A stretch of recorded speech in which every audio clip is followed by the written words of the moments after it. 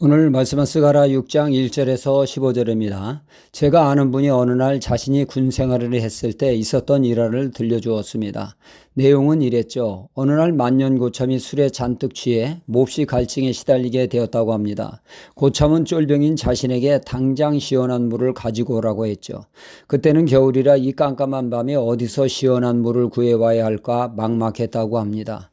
밖으로 나오기는 했는데 어디서 구해와야 하나고 사방을 두리번거리니 때마침 방아수 드럼통이 눈에 띄었다고 합니다. 예전에는 겨울이면 화재에 대비해서 공공장소나 학교 등에는 의뢰이 드럼통에 잔뜩 물을 담아두고 모래주머니를 비치하곤 했습니다. 이분은 방아수 드럼통에 얼음을 깨고 그 썩은 물을 한 대접 담아 목말라하는 고참에게 주었죠. 취기에 천지분간 못하는 고참은 시원하게 맛을 보며 벌컥벌컥 마시며 연신 시원하다 시원하다 하며 다 마셨습니다. 갈증을 해소한 고참은 깊은 잠에 빠졌고 그 고참은 다행히 썩은 물을 먹었지만 아무 탈이 없어 이분은 안도의 숨을 쉬게 되었다고 합니다. 고참은 그때 그 시원함을 잊지 못해 자신에게 시원한 물을 제공한 이 쫄병을 잊지 못했죠. 그래서 이 쫄병에게 특혜를 베풀었습니다. 힘든 일에는 무조건 열애시켜 주었다는 것입니다. 나를 시원케 한 자라고 말이죠. 그 덕에 군생활을 편하게 했다는 이야기입니다.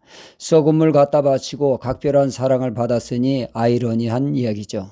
오늘 말씀 8절에 보면 하나님이 이런 말씀을 하십니다. 북방에서 내 마음을 시원케 하였느니라는 말씀을 하시죠.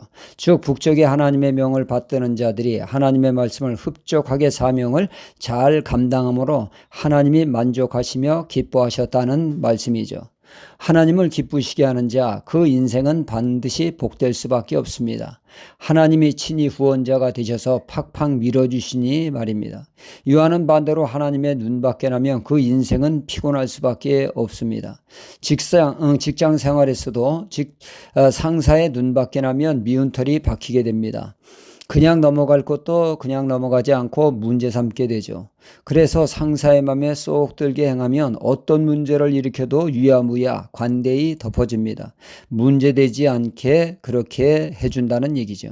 우리의 신앙도 하나님의 인정을 받느냐 아니면 눈밖에 나느냐에 따라 삶의 차이는 큰 차이를 보이게 됩니다.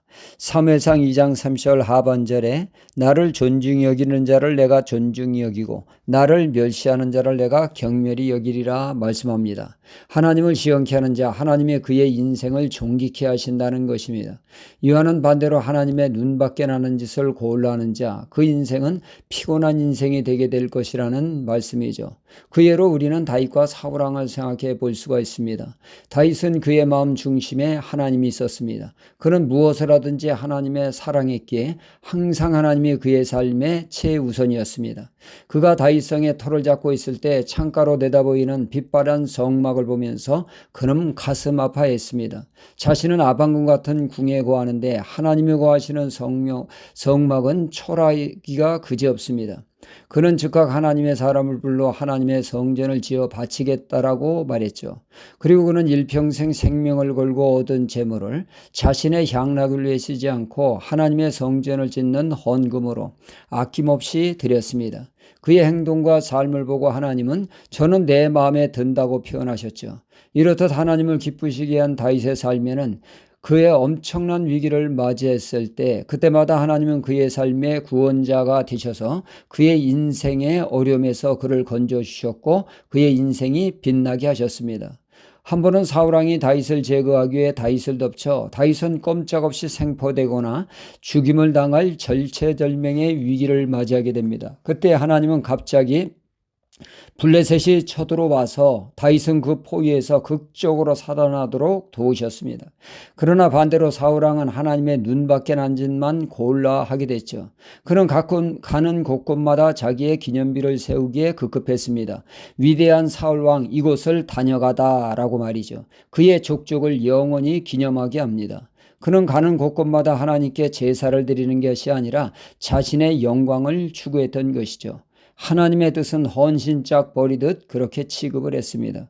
그 결과 그의 인생의 혹한기, 가장 어려운 시기를 맞이하여 하나님의 도우심이 절실할 때 하나님은 그를 애타게 찾아도 하나님은 선지자를 통하여 꿈으로도 그 어떤 거로도 묵묵부답 침묵으로 일관하시게 됩니다. 하나님이 철저히 그 무시함으로 산 그의 삶의 결과는 비참한 최후를 맞이하게 된 것이죠. 우리는 지극히 작은 일에 하나님의 일에 최선을 다하는 충성된 사람이 되어 작은 것에서부터 하나님의 마음을 시원케 하는 자가 되는 하나님의 사람이 되어야겠습니다. 할렐루야.